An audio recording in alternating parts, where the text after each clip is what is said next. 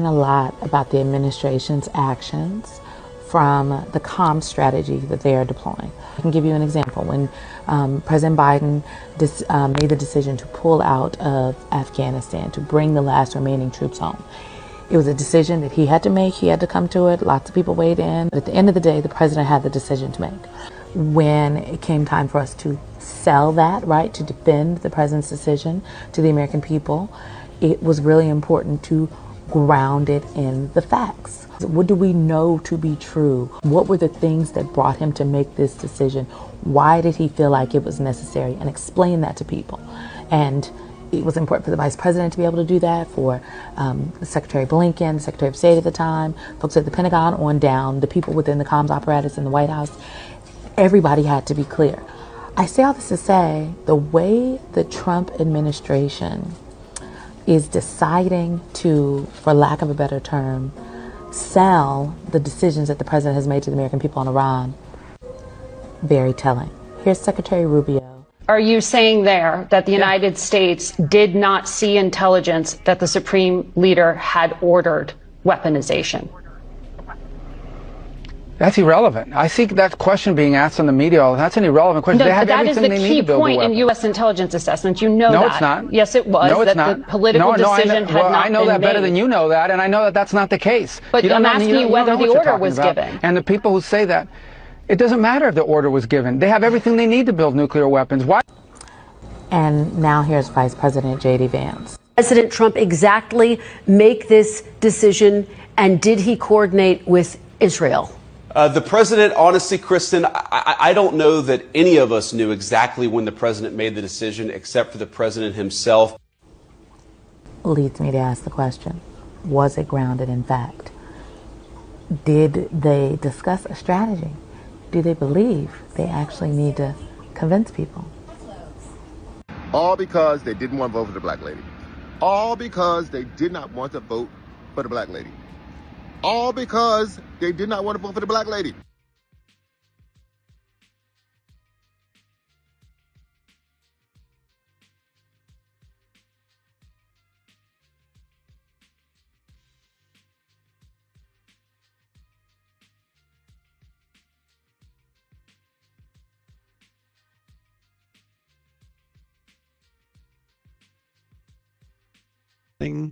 Good morning, good morning, good morning.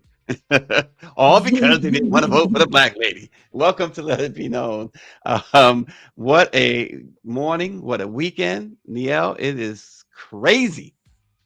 Peace and love, Let It Be Known family. Yes, it's a crazy weekend, and we have all of the headlines from the Black perspective. Of course, that's something that you're not going to see on mainstream media. So let's get to it, Stacy.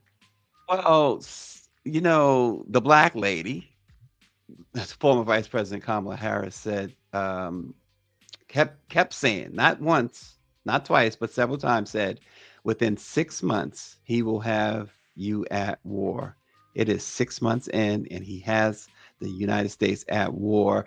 And this is, you know, you got J.D. Vance referring to former presidents as dumb. It's like pot. Hello, pot. I'm the kettle. But how does the war affect Black Americans? I guess that's where we're at right now, because look, prices are going to be through the roof now. Already the price of oil immediately doubled, according to Bloomberg News. Gas prices are expected to shoot up to as much as $8 per gallon now, because of course he went and poked the bear. But from World War I through Iraq and Afghanistan, Black service members have routinely been overrepresented in combat roles and underrepresented in decision-making positions. Thus, we are where we are. Remember, a 5-star, well-qualified general was fired simply because he was Black. Simply because he was Black. Today, you know, we know Black Americans make up about 13% of the U.S. population, but they account for nearly 19% of active duty Army personnel, and Black soldiers typically man the front line. And we can go on and on, because according to the Veterans Affairs National Health Study, 22% of deployed Black veterans screened positive for PTSD, compared to 14% of white veterans. And we can go on and on about how it affects Blacks in the military, how it affects Blacks at home. Yeah, this is why we are concerned. Yeah, so of course we're talking about over the weekend, Donald Trump escalated us into a war and business that we had no reason to be involved in. But I think, if we're talking about, some things are not just black and white, it's just a problem. Because black, white, yellow, red, we all buy gas. And we are all subject to be victims of any type of reaction from what Donald Trump did over the weekend. They say he acted as a lone star. We know that he fired Mike Waltz as the National Secretary Advisor. And not only that, he fired almost all of the National Security Council, right? So these are the people who typically would have been in that war room with him when he made that decision. J.D. Vance and Marco Rubio said they had no idea that he was going to make that call on that day or that night. And so I think that this is an American people problem. We have a serious problem. Donald Trump acted alone on this decision. He didn't consult our military. He doesn't have a council to consult. And so we have a problem in this country that is bigger than color. It is at the detriment of all of our livelihoods to pay close attention.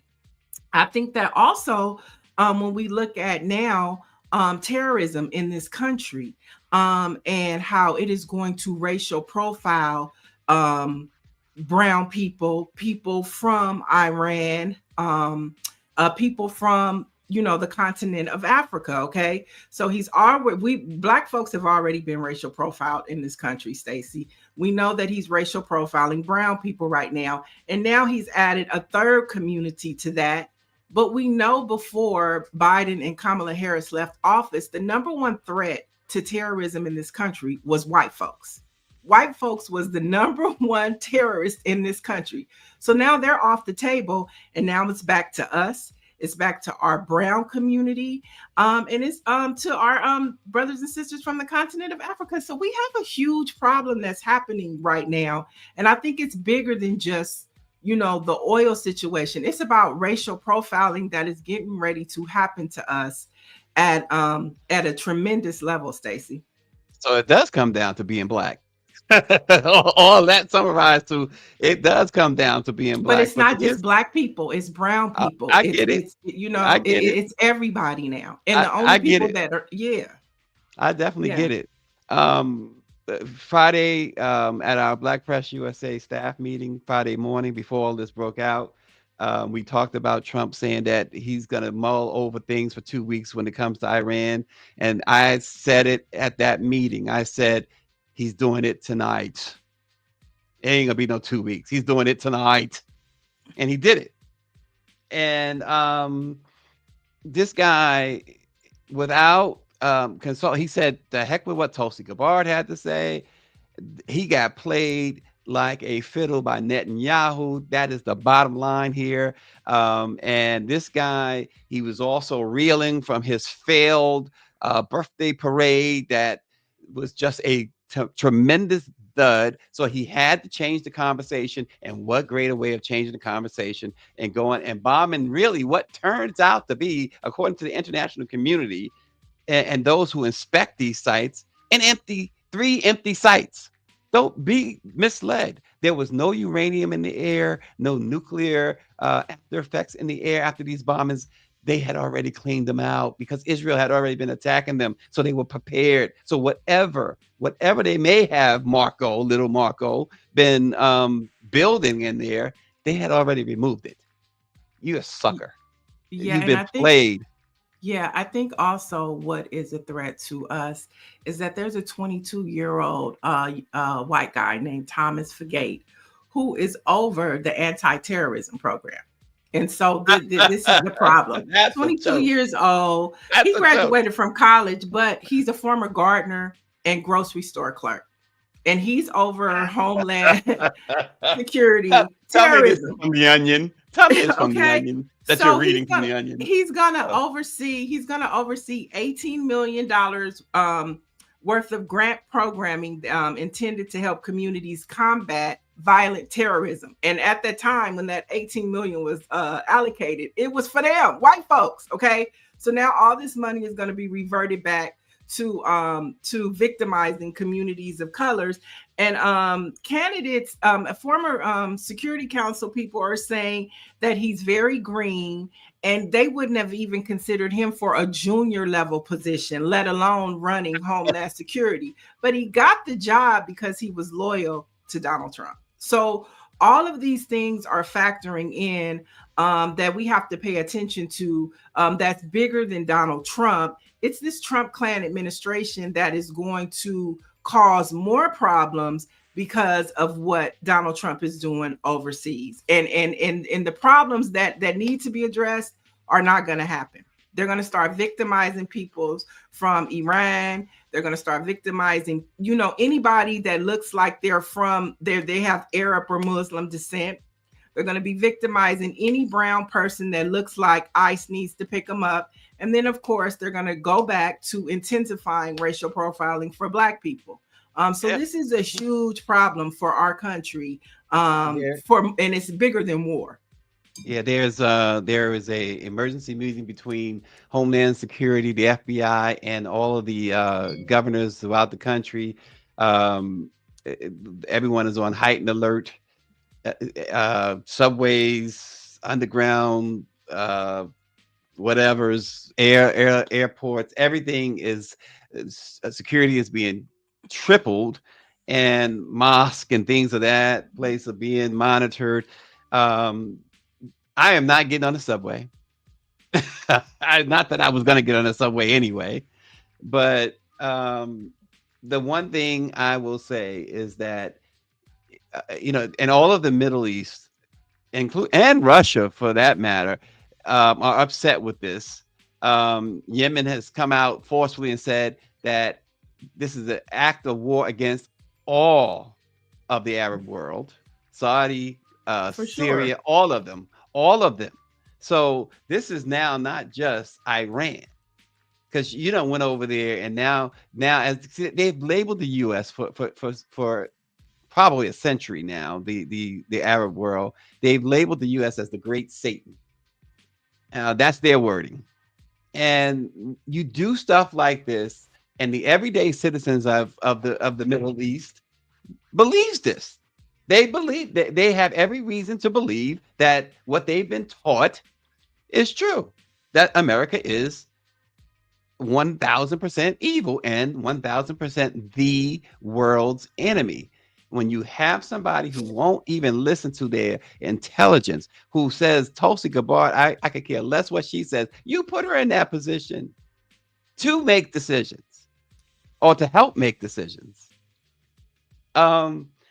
It's a problem, and now everybody has to bear the brunt of the retaliation that is certain to come. Iran is not going to sit there and say, "Okay, you hit me, it's okay." No, they've been bombing Israel all weekend. Their response to Trump's bomb was to intensify their bombing on Israel, and they also are threatening to close straight off the Strait of Hormuz, which is which is a port that all of the countries over there go through to send us oil, crude, whatever we need. So you mentioned gas prices going up. But see, that's something that our National Security Council would have advised him about. You have to think of all angles of this situation before you just, decide that you just want to go and bomb things. These are the repercussions that could happen if you do that. He would have been advised of that. But because he decided to just go alone and make this decision, the repercussions are things that he didn't even anticipate. And so now Marco Rubio, within the past 5 hours, has called China to ask China to talk to Iran to try to stop them from doing that. So it's just a big bullshit mess. And I think it's another, I mean, we could talk about it, but I think another important headline that came out of this is that over the past week, 4 Silicon Valley senior executives were sworn in as lieutenant colonels in the U.S. Army. 4 Silicon Valley. I'm talking about they work for Meta. They work for AI. They have sworn these in, and they say it takes about 20 years to get a colonel position in the reserve. So I think that we also have to pay attention to the tech industry, because the tech industry is going to take over, and they might be the ones to take Donald Trump out. And then we're going to be in this crazy world of AI technology. And it's just, I'm telling you guys, this is turning into a scary conspiracy movie. It's just getting scarier by the minute. Well, let me say this final note on it is that I am extremely proud of BlackPressUSA.com. The comprehensive coverage was like no other. This is some of the best work we've ever done. Being out in front on the story, being on top of the story. You can go anywhere else, CNN, ABC, whatever, and it will not, especially for Black America, be as comprehensive as it is on Black Press USA this morning. It was there yesterday. Folks, check out BlackPressUSA.com. Some great stuff. And that is you know, I know it's like a pat on the back for myself and for the team, but somebody's got to do it. Well, I think the most important thing is that it comes from a different narrative and perspective. Yep. Over the weekend, I chose to watch Al Jazeera because I wanted a perspective that was not from a white male executive telling, you know, people what to read from a teleprompter. And I think, you know, between like Al Jazeera and looking at spaces like Black Press USA, if you want a Black perspective matters. And so if you want the Black perspective, there's no other place for you to be but Black Press USA. If you want to know how foreign countries are thinking, you want to take a look at Al Jazeera. You can watch it on YouTube. But I think we're in a space now that we cannot trust American mainstream media because they are not giving us the facts. They are not giving us the truth, and they are not telling us what's really going on. And so you have to dig a little deeper, like Homeland Security, racial profiling. These are things that they are not talking about on mainstream media, but these are the things that are going to impact communities of color and primarily Black folks. Okay, because I don't care who you are. If America is catching a cold, we're gonna catch pneumonia. And so we have to be able to amplify these stories, these narratives from the perspective of truth and not the white man. Well, while the NBA crowned a new champion last night, and congratulations to the Oklahoma City Thunder, the real champions of the sports world is none other than the Los Angeles Dodgers. And I'm going to tell you why. Co-owned by NBA legend Magic Johnson and led by a Black manager of Japanese descent, Dave Roberts, they have openly defied federal immigration authorities by denying ICE entry to Dodger Stadium and committing more than $1 million. They doubled down on it. And just to set the scene on that, folks, ICE, there's a game between the Los Angeles Dodgers and the San Diego Padres, and ICE had all their vans and their masked criminals, or whatever you want to call them, with the guns ready to roll into Dodger Stadium parking lot. Dodger fans, Padre fans tend to lean heavily Hispanic. Well, the Dodgers had their own security and LAPD at the gate waiting for ICE, turned them back, escorted them out, carried on the game, let the fans in. And then the next day, they doubled down on that. $1 million in financial aid for immigrant families who have been caught in the crossfire of these federal raids. Last week, Immigration, Customs and Enforcement, ICE, attempted to access, as we said, parts of the stadium, but they said no, absolutely not. And in coordination with Los Angeles Mayor, we got to give her a lot of credit. Los Angeles Mayor Karen Bass helped to organize the LAPD to help the Dodgers block ICE in this attempt to access this private property. And what's happening, according to Karen Bass, in Los Angeles has reverberated among upon thousands of people. The president and CEO of the Dodgers, Stan Kasten, said that the Dodgers have to take a leading role. The Dodgers, folks, just so you know, they employ perhaps the most diverse team in baseball. They have several black stars, several stars from Japan, Shohei Ohtani. They have several Venezuelan stars, Mexican players, Kiki Hernandez, Puerto Rican. They are a melting pot. They are what baseball, and they are the champions of baseball. They won the World Series. They're the reigning World Series champions. What they did, folks, really, it overshadows anybody else. Oklahoma won the championship last night for the NBA. Appreciate it. Glad they beat Indiana. But this, folks, this is what a champion looks like. For sure. But this falls in line with California leading the way of, resisting the Trump administration. But I think it should be noted that Glendale, which the Dodger Stadium sits at, the mayor of Glendale terminated its agreement with ICE. Okay. And so they did that first, and then the Dodgers followed suit. And so this is not by coincidence. It is corporations, it is community organizers, it is elected officials in the state of California resisting the Trump administration on all levels. And so this is really good. Of course, our city applauds what the Dodgers did. But bigger picture is this is a strategic, coordinated effort to send a message to ICE and the Trump administration is that you can't come up in our city and just do what you want, because not only will you be met with protesters, but you're also going to be met with community leaders, elected officials, and all going all the way top to the governor. So of course, I just think what the fact is, a major league sports team doing this in the face of Donald Trump and the way he's tried to manhandle American sports. For the Dodgers, a multicultural organization like the Los Angeles Dodgers to stand up is a huge deal. Yeah. And like I said, don't take any credit away from Mayor Karen Bass. It took a strong backbone to do this on her part as well. Yeah, but you have to give credit to the Glendale mayor. Glendale. It sits. Dodger Stadium basically sits on the cusp of Glendale as well as LA. Right. And for him to kick ICE out of his city, I think that should not be a small no. To tell ICE, no, you can't come up in here. And as a matter of fact, we have a stadium in Glendale called Dodger Stadium, and they are going to amplify that message.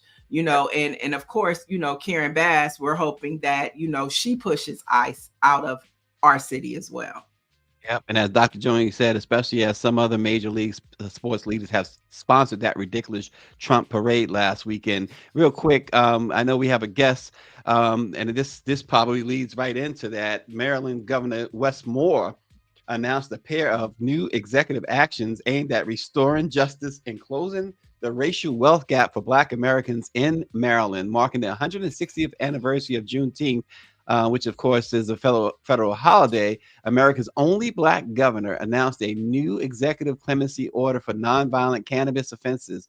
Governor Moore has also approved more than 400, quote, just communities to receive priority consideration for housing and community state funding. Moore made the announcement at the historic Bethel AME Church in Cambridge, Maryland, where membership was first formed before the end of slavery in 1847. His latest clemency action expands on a June 2024 order that pardoned 175,000 cases of simple marijuana possession. The governor has upped that number by nearly 7,000 additional clemencies. And listen, this is part of what reparations also looks like. Right. Well, for sure. And I think our next guest, we'll get his opinion on it as well. as two pieces of legislation that could make it possible for Black people in California to receive reparations for slavery continue to move forward. I'm talking about California SB Bill 437 and SB 518, which were authored by Senator Akilah Weber Pierson, who is the daughter of now Secretary of State for California, Shirley Weber. And as you know, Shirley Weber was the first to introduce the reparations bill. And then the Black California legislators continued to push it forward as she was elected as our state secretary. So joining us now to discuss what reparations looks like. Is it 40 acres and a mule? And if what Governor Westmore did was a form of reparations, let it be known, family, welcome Chris Lodgson from the Coalition for a Just and Equitable California. Good morning, Chris. How are you? Thank you so much for having me. I'm looking forward to a great conversation. We need a picture of you, Chris. We need your camera on. Oh, I'm so sorry. My camera is totally not working right now. I'm so sorry about that. Is that okay? It's fine. It's fine. We'll get to it. Before we move into the conversation about what's happening in California, we just talked about Governor Westmore and pardoning individuals. Is that a form of reparations? So the way we look at it, no, from our perspective, it is a form of justice in other ways for folks who were formerly incarcerated. And that's something that's very important that needs to happen, but it's not reparations.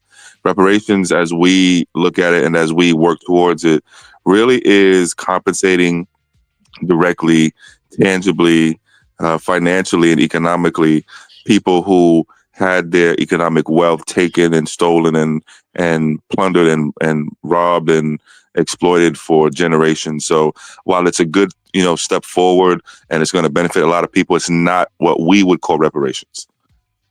Chris, with the bombings of Iran and this imminent war potentially escalating even to World War III, with the U.S. With Trump closing agencies, removing funding and all sorts of, hurting healthcare, et cetera, taking funding from Harvard and Columbia. Where's this money going to come from if somebody says, yes, you can have reparations? Is this the time for it? I mean, it's always a great time to talk about it, but where is it coming from at this point? Wow. Well, great question. It's coming from all those things that you talked about. It should come from all those things you talked about. We hear this all the time, as you probably well know, that we can't afford reparations. We can't afford to pay back what the state and our country took from our ancestors. And that's just not true, especially here in places like California, for example. California has the 5th or 4th or 3rd largest economy on planet Earth, depending on who you talk to. And so, we have something like a $500 billion budget every single year.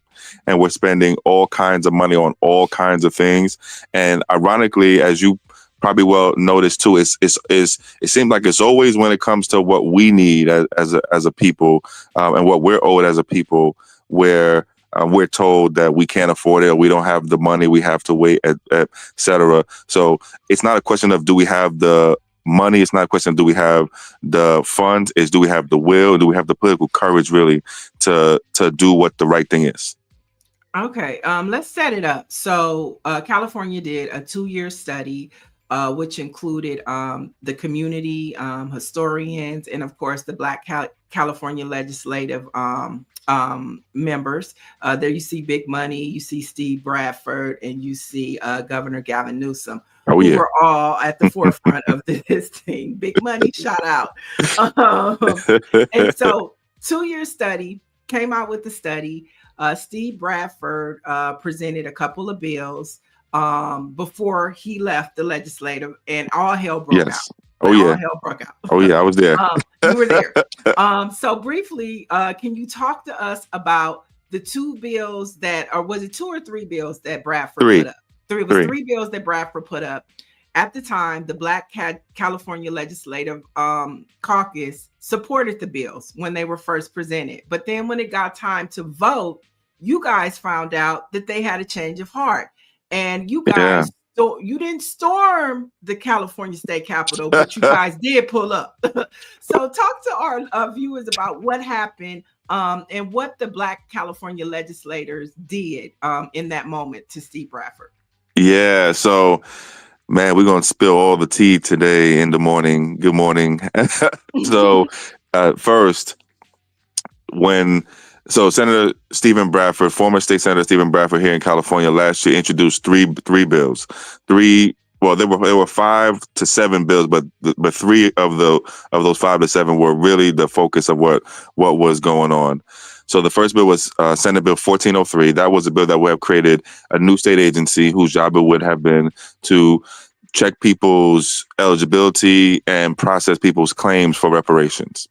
Very important thing. You can't do the checks or anything else that you want to do for reparations if you don't have a way to verify who is eligible and then process what their claims are. So that is the necessary step that's happened in every single other reparations case really on the planet. That it's always a way to verify who is going to be getting what the things are. So that was Senate Bill 1403. Senate Bill 1331, that bill would have created a new state fund in our state treasury called the California Reparations and Reparative Justice Fund. That fund is necessary also as a fiscal infrastructure and backbone to all the things you need to do, because you can't do anything without the monies either, right? So you need a way to verify who is eligible, and you need the money to do what you're going to do for those people who are eligible. And then there was SB 1050. That bill would have really provided restitution, so specifically for individuals who had their property taken by the state of California. That bill would have allowed them to get their property back. And those are 3 important bills. All 3 of those bills, well, the first 2 did not get to the governor's desk. They were stopped and blocked at the end of the year, as you mentioned, by members of the California Legislative Black Caucus. And watching it from a front row seat, I could tell you that it was one of the most politically disappointing and also politically eye-opening and learning experiences for us, because it was at the almost literal last moment, and then the last moment, where we found out, as you said, that the Black Caucus was going to hold those bills. And we were told, and I was told directly to my face by Black Caucus members being there at the Capitol every single day that last week, that there was a fear that Governor Gavin Newsom would veto these bills. And so because there was fear that he would veto the bills, there was a hesitancy, and they did not want to put the bills to his desk. And we lost our minds politically, hearing that kind of thing. So that was what happened at the end of the year last year. And as you said, when people found out that the Black Caucus was going to hold those bills, was going to block those bills, was going to really, what we said was, protect the governor from a decision he may or may not have wanted to make. People were really upset about that, came up to the Capitol, expressed that. And we've been working hard ever since to get something like those bills back. And I know we're going to talk a little bit about some of what's going on now too. But that's a lot of what happened. There's a little bit more, here or there, but that's most of what happened last year. And that's what really caused all the outrage. And Chris, so what's break it down real simple for those who may have missed it. What's different this time? So let me set it up real quick. So there are 2 bills now that are coming out by the chair of the California Black Legislative Caucus. Right. They're SB 437 and SB 518, and you guys aren't happy about those bills. Right. Why? Yeah, well, let's start with SB 437. Thank you for the question. So SB 437 is a bill that proposes, or what we say is it diverts and takes and wastes millions of California tax dollars on a study of how to do genealogy to qualify somebody to be eligible for reparations. So the first problem with that is we don't want no more studies, research. The time for studies and research, we already did that. It was called, as you just mentioned, it was called the California Reparations Task Force. So we just did that. And the California Reparations Task Force recommended at the end of their work in their 1,000 plus page report with over 100 of recommendations for what the state of California needs to do to repair the harm to Black American residents.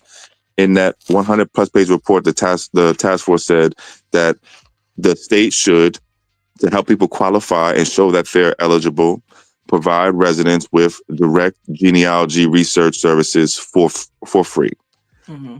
What SB 437 does is gives millions of tax dollars to the California state universities or colleges to do an academic research project about genealogy. Mm-hmm. So the first problem is that this is out of line with what the task force recommended. Mm-hmm. Secondly, the research that's being proposed is completely unnecessary. And that's what the genealogists tell us. The genealogists tell us that you don't need to research how to do genealogy to demonstrate that somebody is a descendant of somebody who was enslaved and emancipated in this country. Those genealogical proof standards, the things you need, those things are very widely known. They're very widely practiced. They're done every single day. So we don't need this research. The genealogists tell us that. That's the second part. The third part is this bill has a very high chance, a very high risk of impacting all of the other bills, all of the other things that would happen later. So any other bill, any other policy, any other program, any other state resource that the state wants to provide for descendants of people who were enslaved in this country would have to wait until that research in SB 437 is done. So that bill slows down, it bottlenecks, it stalls all of the other things that can happen. And the research proposed originally did not have a start date and did not have an end date to it. Mm. So we raised hell about that. The author's office added a start date, which would be the 2026-2027 academic year for the research. And then they just added an end date, which is, I think, the way they read it, they say a 3-year deadline, but the way we read it, we say a 5-year deadline because they don't have to finish until 2029-2030 school year. Chris, can I jump in here real quick? We're running out of time. Sure. But I think this is important. If you could briefly tell us about why you oppose 518, and talk to us about what's happening this week and why you wanted to come and talk about this. Absolutely. Thank you. So SB 518 is a bill that would create a new bureau in our government called the Bureau for Descendants of American Slavery. And inside that bureau would be a genealogy office, and then some other offices too, to help people, for example, reclaim property that got taken from them by the state. So there's two big problems with SB 518. One, the bureau that was being proposed is being located and sat inside of the California Department of Justice. Mm. That is the state's top law enforcement entity. I don't know about you. I don't know about anyone else, but I do not want any of my claim, genetic documentation, genealogical data, records anywhere near the state and probably the country's top state law enforcement entity. So that's the first big problem. Secondly, there's language in 518 that expands the scope of who that bureau is going to serve away and outside of descendants of American slavery. There's a part in the bill that says this bureau is going to serve descendants and other communities also. So that's kind of a slap in our face, right? You put our name on the bureau, and then inside the bureau, you're going to give resources and support and services to people who are not descendants. Typical of what goes on politically, where our political history as a people is used to then bring benefits and resources to other groups. Mm-hmm. Those are the two big problems with SB 518. And then what's happening this week? Is there a hearing or vote on these bills?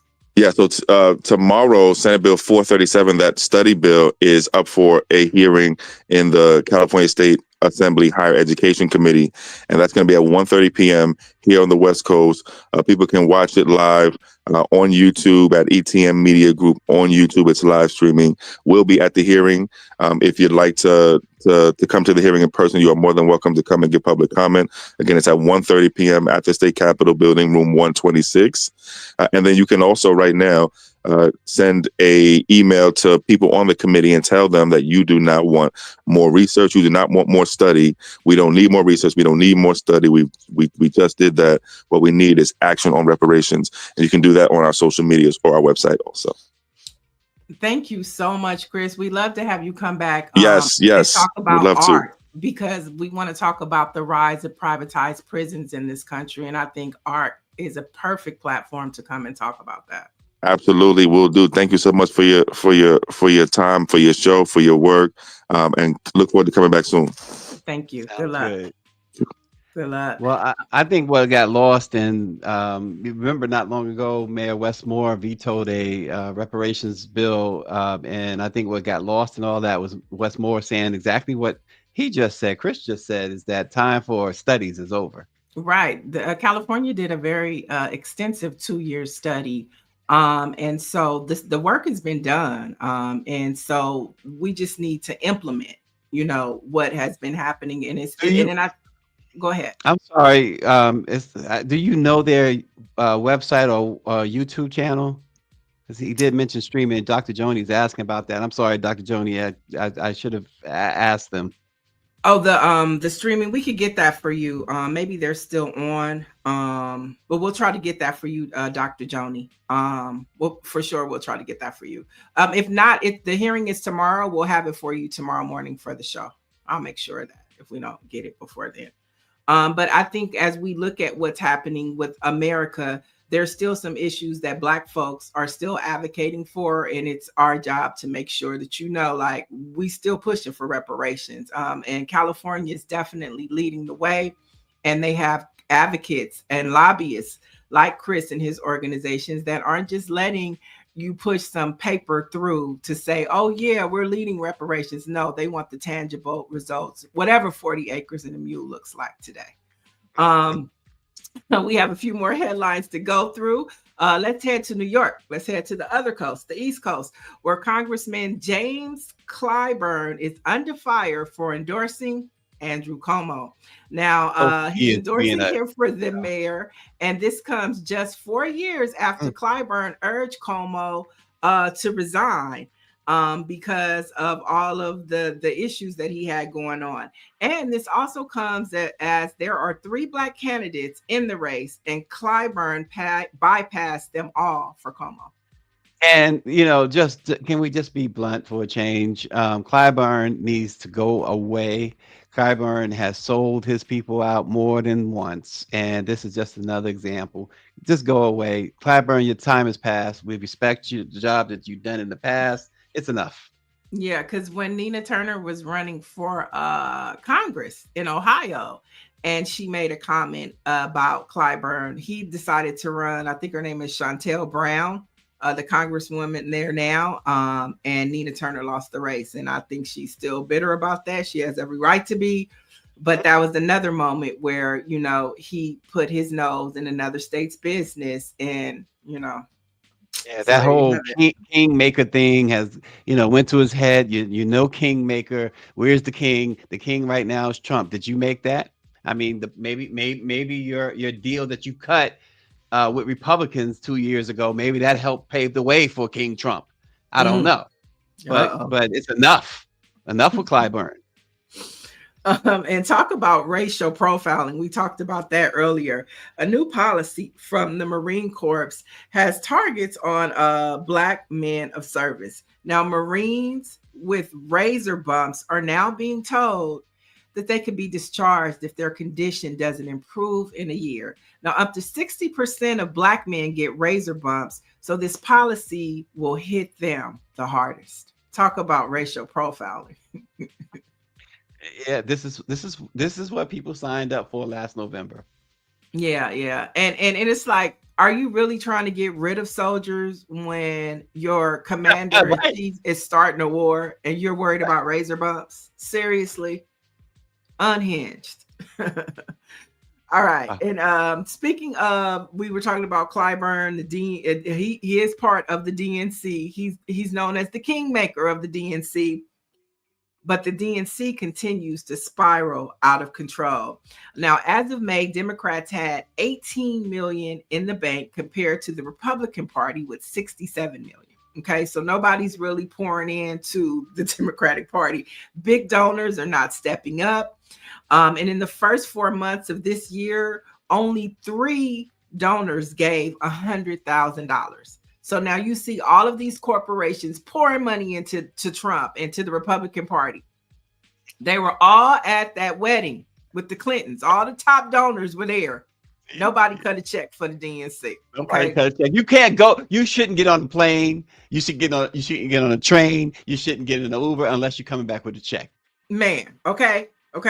Now, meanwhile, the new DNC chair has been spending more money, and he even gave himself a raise. I like that part. You gave yourself a raise. Gave himself a raise. I wish I could give myself a raise. I raised myself right out of here. I think this goes back to over the weekend when we saw Trump do and his clan start a war. Where was the Democrats' response? I didn't see anything from. I saw a random post from Hakeem Jeffries or, Jasmine Crockett went live. But where was the official response from the Democratic Party? The only person that I saw from the party say something was Malcolm Kenyatta. And he is now about the war. He made a response. And I thought it was very vice presidential of the Democratic Party to explain why this was detrimental, why the party should be mad. But leadership from the party is non-existent. Well, Hakeem did put out a statement. Maxine Waters put out a statement. Summer Lee, there's several of them did put out statements, but I get your point about the party. There has to be leadership. There has to be leadership in an X, Y, and Z. Those were all personal statements out of their offices. I'm talking about the Republican Party is talking to their constituents at a mass from the party. Where is the Democratic Party at? Not members of Congress. Where is the party and their talking points in response to what the Republican Party is doing? Because they're unified. They're not going to go against Donald Trump. They're going to be unified in their messaging. Where is our unified messaging, Democratic Party? You're not holding your breath, are you? Because you're gonna start turning blue in a minute. I'm just gonna go and focus on these reparations. I'm focused on Black people stuff. That's what I'm focused on. Okay, we got a couple more headlines to get through. The Senegalese women's basketball players were denied U.S. visa because of Trump and his clan and his ban and closing the borders. And they were supposed to come out here for a training camp. And so it's things like that, just everyday things, just stop. So the Senegalese people were pushed back. Can't come over here. You can't practice. Can't do nothing. Okay. And finally, in pop culture, producer Kevin Yarbrough. What is it? Yarbrough?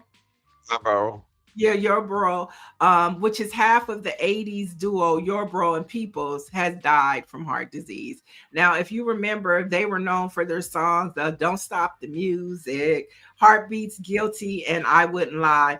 He passed away on Juneteenth, and the music industry was celebrating his life this weekend. Yeah, I know it's not a good morning if Niele's asking me how to pronounce something. That's for sure. But the one thing we didn't talk about this morning, and I realized we probably got at least a couple of extra minutes this morning, is what RNG started off first thing this morning, and you and I talked about it pre-show. The National Baptist Convention receiving a 3-year, $300,000 deal with Target, and it's got people up in arms about that.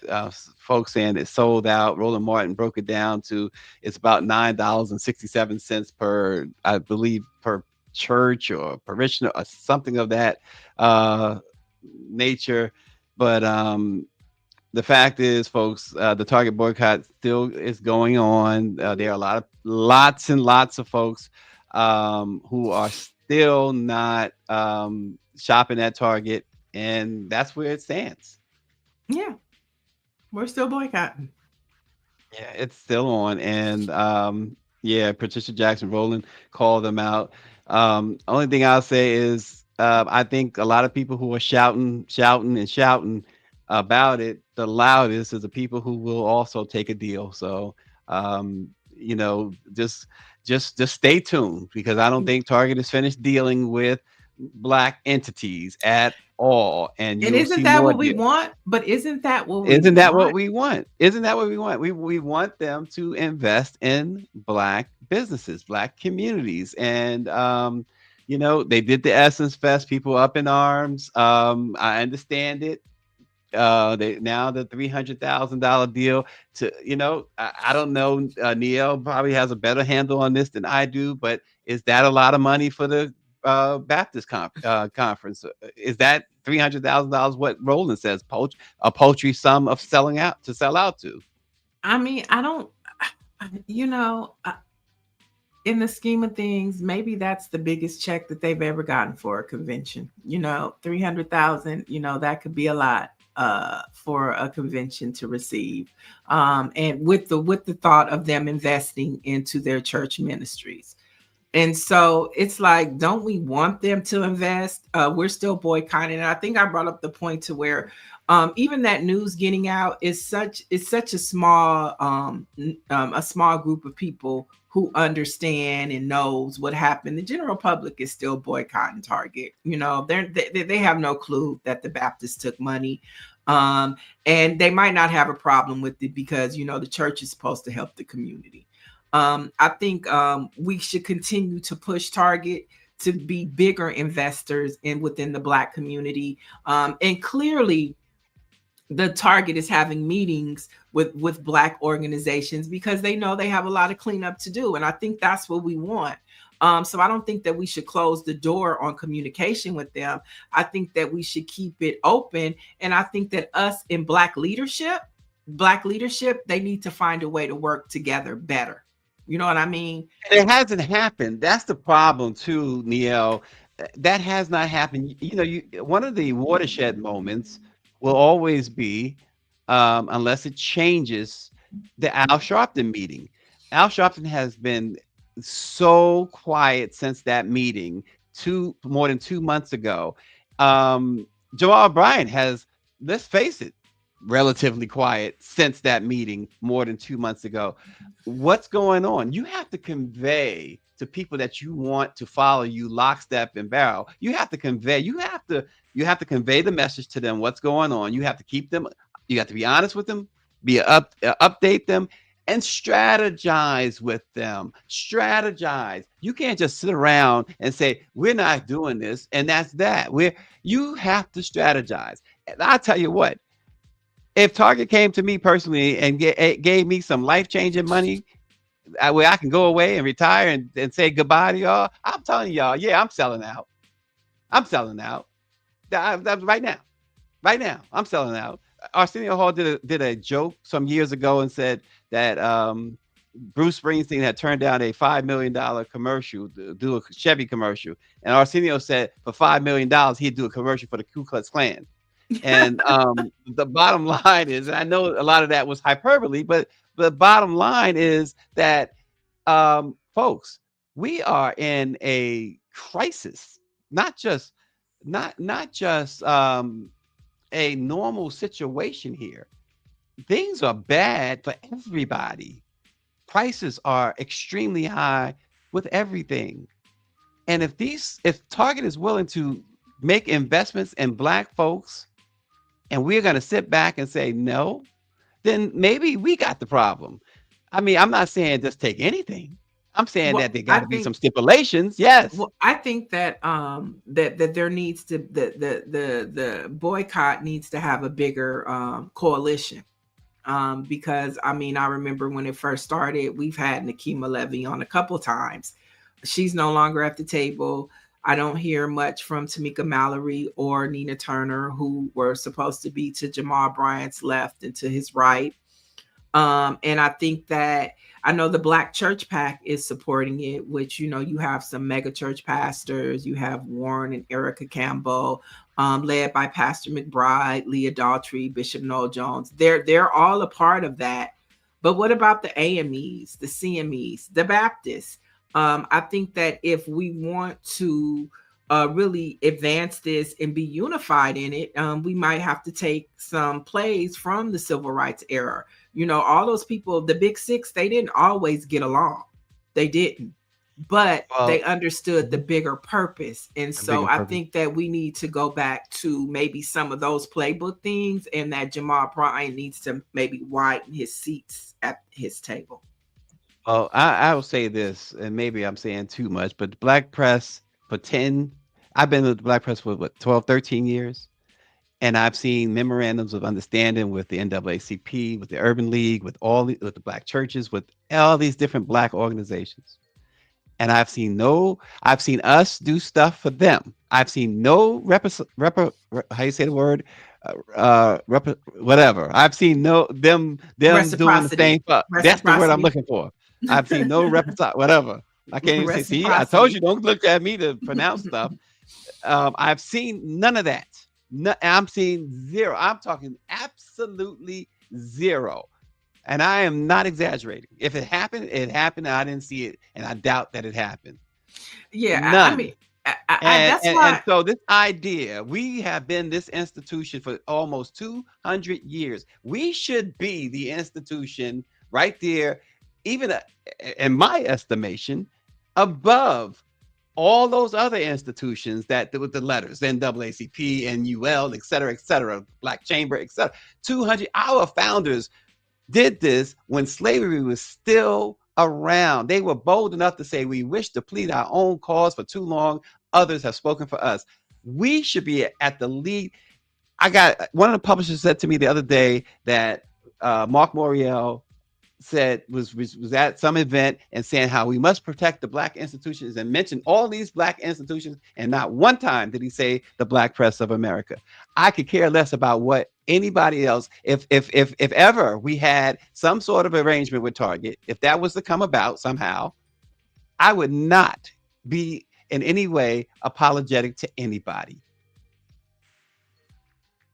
Yeah. And that's why these conversations are so important. This is a news story that you're not going to see on MSNBC. You're not going to see it on CNN.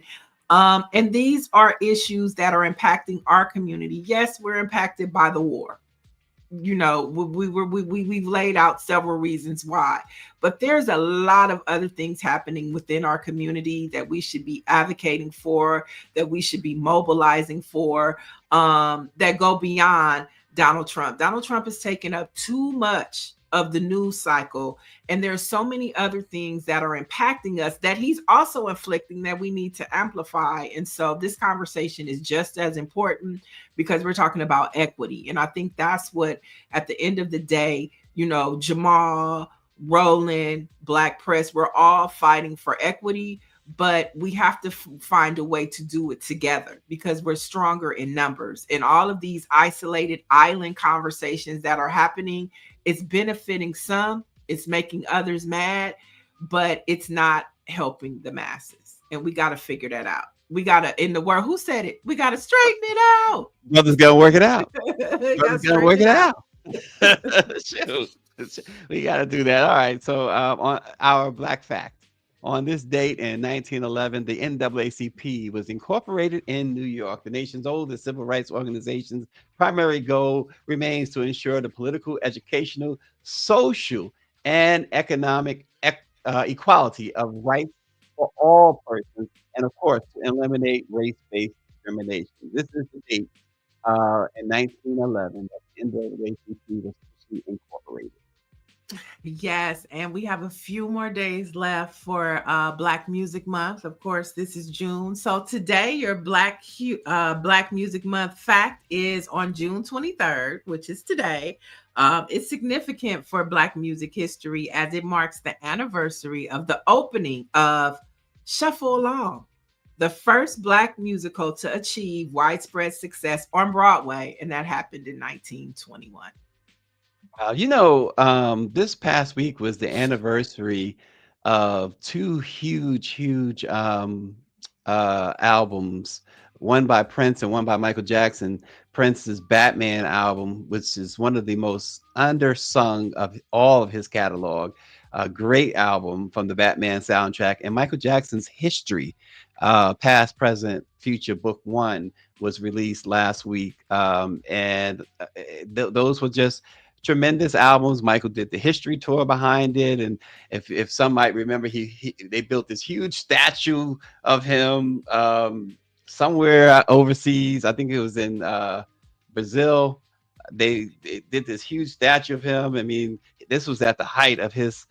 This was really at the arc before things kind of spiraled a little bit for him. But two huge albums in Black Music Month history. Michael Jackson and Prince, two of the biggest music makers, two of the best music makers in history. So there you have it. Our Black-owned newspaper of the day is North Dallas Gazette. The North Dallas Gazette, formerly Minority Opportunity News, was founded in July of 1991 by Mr. Jim Bokum and Mr. Thurman R. Jones. North Dallas Gazette is a wholly owned subsidiary of Minority Opportunity News, Inc., and the communities served by the newspaper include Dallas, Plano, Irvin, Richardson, Garland, Frisco, McKinney, and North Dallas. The weekly newspaper published each Thursday also highlights Dallas business news. So check out the North Dallas Gazette, and they have a website. And of course, if you're in the North Dallas area and any of those communities in Texas, you might be able to pick up a physical copy of the North Dallas Gazette. All right, and it's a lot of news, and it's changing by the hour, but you can always keep up with it at BlackPressUSA.com.